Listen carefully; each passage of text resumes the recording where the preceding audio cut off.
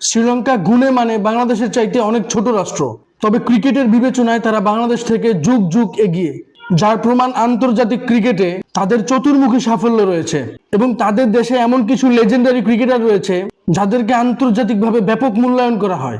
এই জন্য আমি সবসময় বলে থাকি, দক্ষিণ এশিয়াতে ভারতের পরে দ্বিতীয় স্থানে রয়েছে শ্রীলঙ্কা।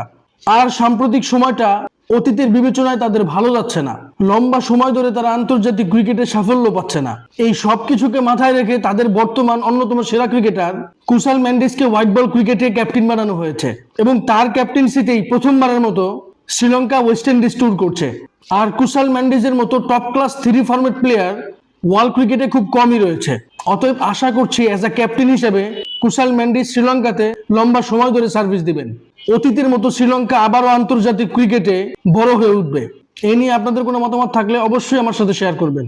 ভিডিওটি ভালো লাগলে লাইক, কমেন্ট, শেয়ার, সাবস্ক্রাইব করবেন।